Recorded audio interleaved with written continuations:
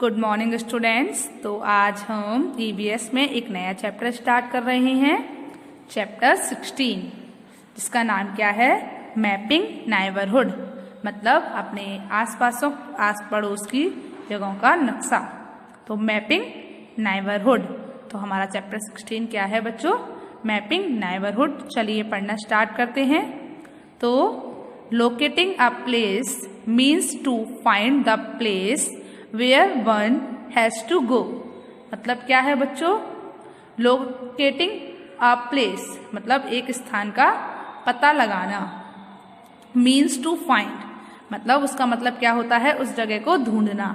ठीक है, मतलब एक जगह का पता लगाने का मतलब उस जगह को ढूंढना होता है। ठीक है, locating a place means to find the place मतलब एक स्थान का पता लगाना, उस स्थान की जगह को ढूंढना होता है। ठीक है, where has one go to मतलब where one has to go मतलब जहां आप जाना चाहते हैं, जहां किसी को जाना है। तो आपको क्या समझ आया, एक स्थान का पता लगाने का मतलब उस स्थान को ढूंढना है जहां किसी को जाना है। मतलब हम जब किसी जगह का पता कब लगाते हैं, जब किसी को वहां जाना होता है, ऐसे ही तो नहीं लगाते।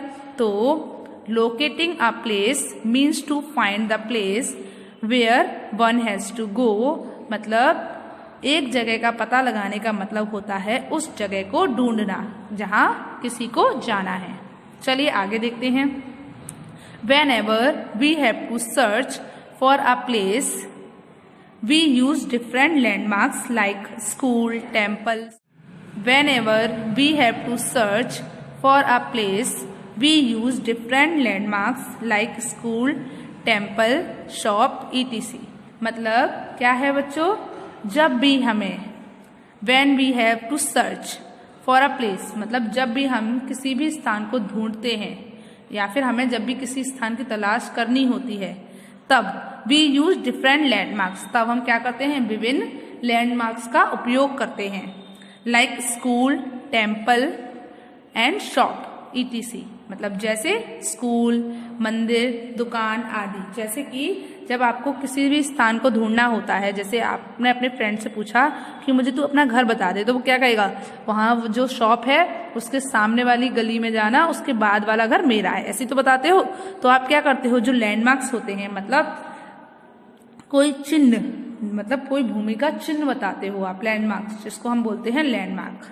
जैसे स्कूल का जो सिंबल होता है, ठीक है, मंदिर, दुकान, ये सब बताते हो तो उसको क्या बोला जाता है, लैंडमार्क बोला जाता है। ठीक है, तो क्या है मतलब बच्चों, जब हमें किसी स्थान की तलाश करनी होती है तब हम विभिन्न स्थानों जैसे स्कूल, मंदिर, दुकान आदि का उपयोग करते हैं। हम तभी तो ऐसे ही तो पता करते हैं कि अच्छा उस स्कूल के सामने है, उस घर के पास है, उस मंदिर के पास है, ऐसे ही तो पता कर पाते हैं। तो जब हमें कहीं जाना होता है और हमें उस जगह की तलाश करनी होती है, तब हम क्या करते हैं, तब हम विभिन्न स्थानों जैसे स्कूल, मंदिर, दुकान आदि का उपयोग करते हैं। ओके, चलिए आगे देखते हैं। तो आगे क्या है, name one landmark near your house मतलब आपको एक ऐसी लैंडमार्क लिखनी है जो आपके घर के पास है। जैसे मेरे घर के पास एक टेम्पल है, तो आपके घर के पास भी कोई ना कोई लैंडमार्क तो होगी ना ऐसी, तो आप भी लिख सकते हैं उसमें। ओके, चलिए आगे देखिए। तो अब क्या है, डायरेक्शंस। क्या है बच्चों, डायरेक्शंस। तो अब हम डायरेक्शन पढ़ते हैं। तो directions help us to locate places मतलब क्या है बच्चों, दिशाएं हमें स्थानों का पता लगाने में मदद करती हैं। डायरेक्शंस हेल्प अस मतलब दिशाएं हमारी मदद करती हैं, टू लोकेट प्लेसेस स्थानों का पता लगाने में। तो क्या हुआ, दिशाएं हमें स्थानों का पता लगाने में मदद करती हैं। तो the 4 main direction are east, west, north and south मतलब क्या है बच्चों, मतलब 4 मुख्य दिशाएं होती हैं, जैसे ईस्ट, वेस्ट, नॉर्थ, साउथ मतलब पूरब, पश्चिम, उत्तर और दक्षिण। तो आपको क्या समझ में आया, जो दिशाएं होती हैं वो हमें स्थानों को पता लगाने में मदद करती हैं, और दिशाएं मुख्य 4 होती हैं। कौन कौन सी, पूरब, पश्चिम, उत्तर, दक्षिण। चलिए आगे देखते हैं।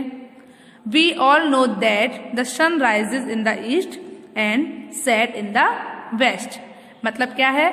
वी ऑल नो मतलब हम सभी जानते हैं कि सूरज पूर्व में उगता है और पश्चिम में छिपता है। आप सभी जानते हो ना कि सूरज कहाँ से निकलता है? पूरब में निकलता है और पश्चिम में छिपता है।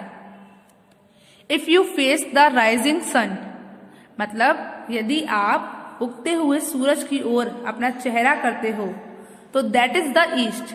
तो वो क्या है बच्चों? वो क्या है बताइए मुझे? ईस्ट है मतलब पूरब है। जैसे कि आप इस बच्चे को देख रहे हो, ये क्या कर रहा है? ये उगते हुए सूरज की ओर फेस कर रहा है अपना, तो इसके सामने क्या है बच्चों? देखिए ईस्ट है। ठीक है। वेस्ट लाइज बिहाइंड यू और उसके पीछे क्या है? वेस्ट है मतलब पश्चिम है। नॉर्थ इज योर लेफ्ट और नॉर्थ कहाँ है बच्चों? लेफ्ट में है। And south is your right और राइट में क्या है? साउथ है।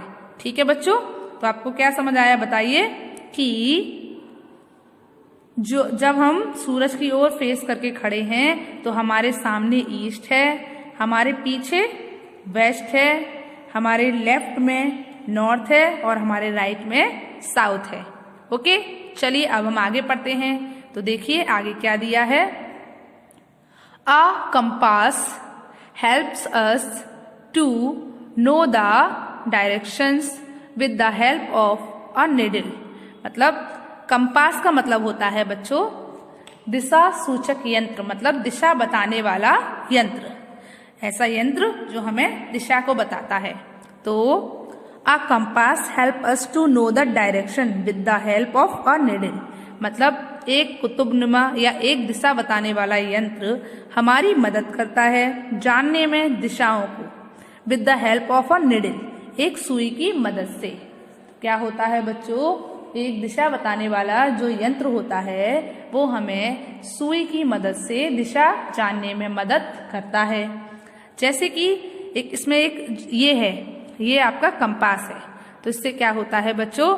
जब जिधर की साइड सुई होती है हमको वो उसी साइड क्या करता है? इशारा कर रहा होता है। जैसे देखिए यहाँ पर आप देख रहे हैं जो निडल है वो नॉर्थ की तरफ है, तो मतलब नॉर्थ की ओर वो इशारा कर रही है। चलिए देखिए आगे। The needle always point two the north. तो और जो निडल होती है वो हमेशा किधर की ओर इशारा करती है? वो हमेशा नॉर्थ की तरफ इशारा करती है। तो आपका क्या समझ आया कि जो निडल होती है वो हमेशा नॉर्थ की तरफ इशारा करती है। तो जो दिशा सूचक यंत्र होता है मतलब दिशा बताने वाला यंत्र होता है वह हमेशा नॉर्थ की तरफ इशारा करता है। तो बच्चों आपको क्या समझ आया? एक दिशा बताने वाला यंत्र जो होता है वो हमें सुई की मदद से दिशा जानने में मदद करता है और क्या करता है? और हमें दिशा बताता है। ओके, तो आपको क्या समझ आया बताइए? और वो हमेशा नॉर्थ की तरफ इशारा करता है। तो बच्चों आपको इतना चैप्टर समझ आया। चलिए, तो बच्चों आपको डायरेक्शंस समझ आई कि क्या होती है और लैंडमार्क समझ आया कि क्या होती हैं। तो आपको क्या करना है? आपको होमवर्क में इस चैप्टर को जितना मैंने अभी आपको पढ़ाया है उतना आपको होमवर्क में रीड करना है और समझना है। ओके, चलिए गुड बाय।